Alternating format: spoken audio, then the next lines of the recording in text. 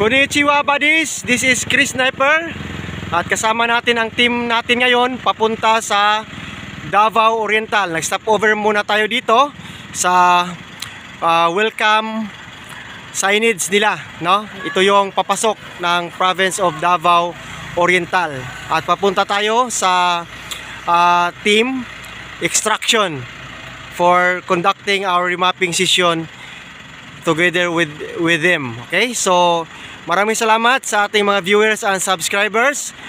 Then maya-maya lang ay makita niyo ang actual remapping session natin sa Davao Oriental.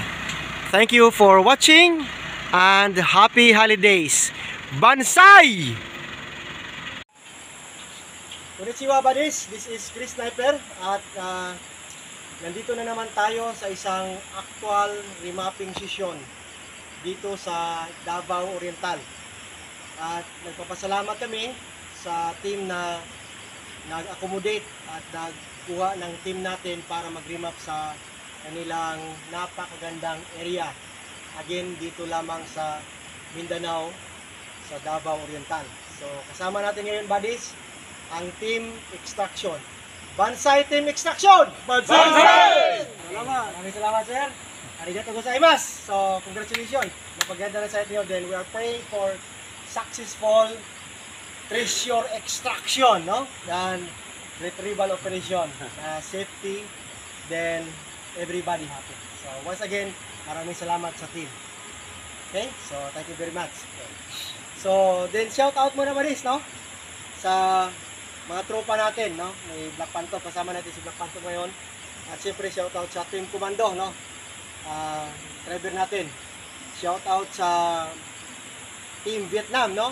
Sir Manyoy, no? How are you, sir? Then shoutout sa Team Yamaha sa Bohol, Team Spando, Bansay Team Spando. Lalong-lalo na kay Sir Toy. Okay. And shout out sa team natin sa Cavite, sa team Brandy. Kumusta kayo dyan, brother Edie, Pusing, sa mga tropa dyan, kumusta? Then shout out kay Sir Phil Redido, kumusta sir? Then shout out sa team Tonggang, Kuya Salvador, sa team Bansay. And siyempre, team Ayayay. Team Ayayay. Kuya, kumusta? Ito, kasama kami dyan. Sa team Ayayay natin dyan sa Misamis Oriental. Misamis Oriental. Okay, then sa Team Blasting, shout out. Then sa Team Sato. Team Choco. Team Choco. Sama namin, salamat. Team Choco, maraming salamat. No? Tropa natin sa Davao pa rin. Okay, so nandito ang mga tropa, nagsama-sama para tulungan din ang isang team dito sa Davao Oriental na ang Team Extraction. Team Katamis! Team Katamis, siyempre. Salamat. Maraming salamat Team Katamis sa accompaniment at palaging buutan, palagi ha. Okay. So once again, arigatou gozaimasu sa Team Extraction at good luck sa inyo. Ganbati ko na tayo. Team Good Boy Club! Shout out Malaysia. Team Good Boy Club sa Malaysia. Bansay. Team Victory, salamat. Okay. Team Victory sa Bulacan. Okay. Then once again, Bansay Team Extraction. Bansay! Bansay! Bansay! Okay. Okay sir, okay. Dito ngayon buddies, napakilala na namin natin, no? Extraction, mga gwapo yan. Hindi nyo lang malata kasi nakamas. Siyempre, para yan sa safety purposes kasi confidential ang lahat ng mga lakad at mga operation natin. So what you see, what you hear, leave it there. So bahala makita nyo ang remapping, makita nyo ako, si Black Phantom, na tropa, basta ang team na pinupunta namin ay dapat secured sila. Hindi sila makilala, no? Ganun ang prinsipyo natin. So ngayon, itong dig site natin, diretso na tayo. Galing sa umaga hanggang ngayon, na-remap natin ang buong area. At salamat, ang dami, no? Very prepared site kasi itong area na to, dati-rati ay may Japanese caretaker. No? At binibisita na rin ng maraming mga treasure hunter dito sa Davao Oriental. Okay? Okay. May mga foreigner din. Okay. So, swerte ang team na nakabili nito. No? Nabili nila ito. So, that means, this is a private property. So, lahat ng mga papasok, trespassing kayo, bawal. Ang makapasok lang dito, ang kasama sa team extraction. Yan ang butas natin buddies, no? Ito naman ito. Pinapakita naman natin ito palagi dahil gusto ko mag-gets talaga ninyo kung ano ang importansya ng remapping. No, baka sabihin niyo, remap lang. Hindi remap yan. Dahil pag treasure hunter ka, dapat i-consider mo na ang treasure hunting ay hindi laro-laro lamang. This is an investment. Pariha lang yan buddies ng negosyo. Pag magnegosyo ka, gusto ka may ginansya. Ano yung ginansya sa ano? May profit. Okay. Pag magnegosyo ka naman na walang profit, wag na lang.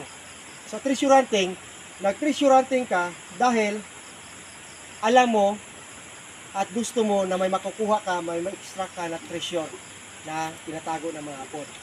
Kaya kailangan bago tayo pagpasok sa treasure hunting ay may enough knowledge and wisdom tayo. No? Alam nyo, ang dami nang nadisgrasya at namatay sa treasure hunting. Bakit? Dahil hindi pinafollow ang proper procedure and ang safety protocols. Sa lahat ng mga site na pinupuntahan namin, kahit tanungin nyo pa, pinapaalala namin yan palagi, no? Na there is no second chance. We have only one life to live. Oh, paano mo ma-enjoy pag makakuha din may madisgrasya or mamatay, no? Delikado. Sayang. So dapat everybody happy. Ibig sabihin, sa umpisa pa lang dapat good start. Okay? Oh, yung mga digger, mahalin natin yan dahil sila ang nakaabanti palagi, no? Sila maka-encounter ng poison. Ito mga expert na to eh. May mga miner pa tayo dito. Si idol ko. Okay. So, yan. Safety first. Sa construction yan, safety first, no? Lahat. Sa treasure hunting, mas lalong i-double natin ang safety. Okay. Yun na. Paalala ko lang para wala nang mga masamang mangyari sa mga katropa natin na pumapasok sa venture na ito. Okay. So, ang hukay buddies, dapat palaging square type. Okay. Mag-circular type lang tayo pag matibay, no? Yung solid lahat. Pero pag ganito, medyo loose ang soil, so dapat naka-square type. 5 feet by 5 feet. Okay, kwadrado. Okay. Then, palaging may trapal na itim. For protection, sa mga mata sa itaas, alam nyo na yan. Ang treasure hunter, alam nyo, no, na may nanonood sa taas. May satellite sila. Okay. Then, protection sa init at ulan. Pag mag-ulan, makahukay pa rin tayo, diba? Okay. Ito trenching pa lang. Pag mag-actual operation, may pulley system na to, kompleto na to. Okay. So ngayon, 5 feet by 5 feet, then ang tanong, ganito talaga, bakit naghukay tayo dyan? Diba? Yan naman eh. Diba? Eh, bakit naghukay tayo? Wala namang mga marker sa labas. So, tingnan nyo paligid buddies, walang mga bato. Pero bakit nagpahukay tayo dyan? Okay, ganito ang setup. Okay, kumpas tayo. Dito. Tingnan nyo ang terrain. Ladder setup eh. Ang history ito. Tuktok ng bundok. Tinating. Naka-flat yan dyan. Naka-contour. Dito naman, naka-wall. Naka almost 60 degrees ang inclination. Napapansin nyo? Para lang rice terraces ba? Okay, yan. So naka-contour siya. So ilang beses na ako nakakita ng ganitong setup sa iba't ibang lugar na talagang sinasadya. So yung upper part na yan, dyan ang flagpole spot. Ibig sabihin, dyan sila mag-conduct ng flag ceremony. Ang mga Japanese. Alas 7 pa lang ng umaga, nag-flag ceremony na yan. After flag ceremony, trabaho na yan. Ganon sila kasipag. Okay. So ngayon, dito sa baba, yan, hukay natin. Ang alignment sa hukay, sa taas ito, yan. 180 degrees south, so north, baka simot, ito ang hukay natin. So, sa norte, may sapa. Yan, tubig. Sapa talaga yan, buddies. Ayan. Okay. So, tama ang placement sa elemental. So, ang Mulavi tree dyan, na old, patay na. Yan ang kinuha natin ng alignment papunta dito. Okay. So, sa Mulavi, may load din 1 meter in front, S side. Okay. So, sa hukay naman natin, yun na ang alignment, the secondary alignment para mag-cross pattern, mayroong malaking bato dyan sa gitna ng sapa. Yan. Yang puti. Naka-east-west alignment yan dito. Okay. Ito yung compass orientation niya. Okay. 90 to 70 back azimuth. So yan. So ibig sabihin, isang bench marker yan ang bato na puti na nasa sapa. Nakagala yan. Ang caretaker dito alam niya. Nadyan talaga yan. Okay, ganito na. Pag hukay, to confirm na positive ang dig site natin, dapat may mga tinatawag tayong palatandaan or marker. So pag sa taas, surface trail marker, base yan sa alignment and treasure boreal layout. Pag sa ilalim na, to confirm na ang dig site ay tama, dapat may mga code 5 HTM or hidden trail marker na pang sintro ng hukay. So ngayon, tingnan nyo ba this, ang hukay natin. Naka-full fit na kami. Ang team instruction. Yang size na yan, detection ng aura meter natin.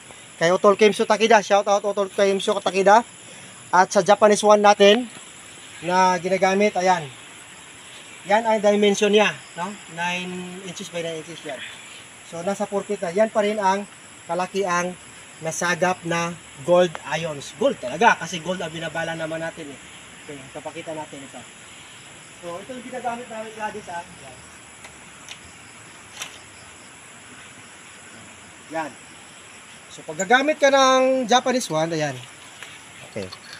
Lagyan mo ng bala na gold. O yan. 21 carats yan. Pintas, okay. Yan. Lagay mo. So ibig sabihin gold ang ditikin niya. Okay. So dito, so, i-testing natin. Dito sa taas, ayan. Tira siya. Papunta talaga yan doon. Sa lahat ng gusto mag-purchase nito, may number tayo dyan, kontakin nyo lang. Sa item naman, iikot yan sa gitna. Tad-tad ka, tad-tad din yan.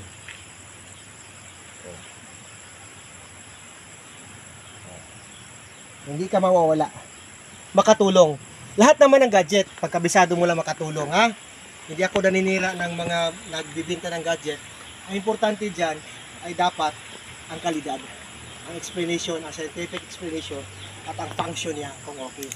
Kasi ang dami na nakakuha eh, through using Japanese one and aura meter. Yan ba this? So ngayon, code 5 markers, mayroon ba? Marami. Sa 2 feet pala, naglabasan na 2 feet, 3 feet, up to 4 feet. Ito lahat ba this? Yan ang lupa na nahukay natin. Oh. Ito yung mga bato. Pag maghukay tayo, itabi ang mga marker kahit anong bato. Dahil pag itapon mo, sabihin ka ng Hapon yan, bakero. So wag mong itapon kahit maliit na bato. Dahil importante yan sa decoding and analysis. Ano, i-decode natin kung itapon natin. So ang lupa, tapon na yan. Yung mga bato, pundukin. Okay. Ipunin pala. Okay, yan. Hindi namin nilinis. Bakit nag-suggest kami ng balde na may tubig? Ito. Para malinis natin ang marker. Dahil may mga marker minsan na may mga ukit na numeric codes. Sikreto. Oh. Then may mga marker na may mga sikreto na hindi mo makita agad pag marumi. Dapat linisin mo para makita mo ang totoong figure at totoong kahulugan. No? Tulad sa Team Chuko, no? May spiral na, no? May spiral marker. Napaganda na, chamber indication niya. Okay. So itong lininis namin buddies ha, dahil napakarami. Ito na. Okay. Unang-una, ito muna. Ipapakita ko sa inyo color coding secrecy. Ito yung Yellowstone. Okay. Tingnan nyo, sa napakaraming bato, may nag-iisang yellow. Sa color coding, ang ibig sabihin nito ng yellow, ano? Gold color. Ba? Anong kulay ng gold? Yellow. Okay. Yellow talaga. Oh? Nilinis na namin, tinubigan. Yan, ano yung black pa to. Yellow talaga, no? Imagine, nag-iisa sa karami-raming bato. So, ibig sabihin, importante siya sa color coding. So, ang ibig sabihin nito, gold underneath. Nakasentro tayo ng dig site. Okay. Ito pa. Paa. Okay. Ito yung paa ng bata. Pakisukat, sir. Okay. Right foot, balik na rin natin. Dual to siya. Left foot. Okay. Na may sukat na 5 inches. Sarado. Okay. Thank you, sir. Nakita nyo sukat? Pa talagang forma. Yan. Hindi lang parang pa, kundi paa talaga ang forma. Okay. Foot marker ang tawag niyan ba this? Back to back pa. Right foot. Left foot. Yan. Okay. Sabi na natin. Ano pa ang mga code 5 markers? Heart. Itong heart natin, napaka-unique buddies. No? Okay. Pero kitang-kita na tinatabas. Oh, heart figure. Heart, no? Ayan. Heart. Okay. Kukuro or heart marker. Ibig sabihin, wealth under. Mga tinatawag natin na code maro or circle stone marker. May flat, may buo. So, sir. 4 inches. Okay, 4 inches. Okay? Yan. Bilog talaga. 4 inches yan. Okay, 4 inches. Okay. Ayan. Okay. Parang lugod. Mga tamago or egg-shaped stone marker. Ito. Ganda, no? Ito po, sir. Parang pareho ng paa. Oh, 5 din, no? 5. Oh. Excess na konti, okay. Konti lang, oh. 5. Oh, 5. Ganda, no? Ganda niya. Okay. Ito pala mga bilog. Tamago or itlog marker. Yan. Egg-shaped marker. Yan. Ang itlog ba di sa tandaan nyo, may bilog, may oblong. Okay. Ayan. Tamago, then flat sa ilalim. Okay. Madali lang sila maghanap ng marker ang mga hapon na nilagay dyan dahil malapit sa sapa eh. Okay. Pag pupunta ka ng sapa, makikita mo rin to. Pero napaka-unique pag nasa boreal dig site ka na kasi makikita mo yung color coding na iba. Pula na color. Ito. Red. Pisa ang tawag namin ito. Nalabas talaga to ang pula. Pulang-pula. At puti. Oh, ito laki pa eh. Puti talaga. Okay. So, ano to? Fried chicken. Fried chicken. Chicken joy. Chicken joy. Good to ah. Okay. I-focus mo si Black Phantom. Ipakita mo Black Phantom ang isang marker doon sa kabila, no? Kabila na pulot namin sa na wash out na dig site. Okay. Perfect, no? Tamago. Yan, buddies. Maganda. Okay? So, yon. Ito. Pariya, may tapyas. Animal head. Animal head. Yan. Ito yung ganji markers. Kasi may tapyas din, no? Yan, flat, oh. Okay. Dato, malaki at mga maliit. Yan. Okay? So, ito, flat rin. Indication ito, may abutan tayo na flat layer. Metal element. Okay, ito pa. Okay. So, marami. Okay. So, ang mga, itong may mga veins, no? Makikita natin to din sa sapa. O, nilagay din nila, oh. May color coding pa rin yan. May yellow, may puti, metal indication. Yan. May mga veins. Oh. Saka yung charcoal. Cute nito, no? Tamagong-tamago. 2 inches. Okay. So ngayon, buddies, itong maganda. Ang carbon or charcoal. Charcoal ang nakuha. Charcoal talaga. Okay. Marami ito ah. Ito lang tinabi namin. Uling. Ay, uling pala. Uling talaga. Yan. Ipagi daw natin. Oh, uling. Sa ano sa ano, bato. May dalawang daw. Sa yan. Yan. Uling buddies. Diyan sa dig site mismo nakukuha. Sa gitna pa to, diba? So ang ibig ng uling, ibig sabihin ng uling ay ritual spot nila. So pag backfilling ritual, so pagtabo nila nagritual kasi ang mga Hapon, hindi naman mga Kristiyano yan o Muslim eh. Ang mga Hapon ay mga Shintoism religion nila, saka Buddhism, yun lang. So kaya iba ang pamaraan nila ng backfilling at ang ritual nila. So yun buddies ang mga hidden trail marker. So naintindihan nyo, food 5. Sa 4 feet pa lang yan. So hindi natin alam ang lalim ha, pero may reading na tayo, no? Na may abutan tayo sa 5 feet. Then 5 yards. Yan ang titingnan ng mga katropa natin dito sa team extraction. So yun ang primary analysis. Kaya importante na andyan ang mga team para mabasihan natin palagi. So yun lang, hopefully naiintindihan ninyo ang konting vlogging namin na actual remapping dito sa Davao Oriental. Sama-sama tayo ulit, mga tropa natin. So, kasama natin ang Team Chuko. Team Salamat. Alay. At maraming salamat. Team Sir, Tonggang, Madsay.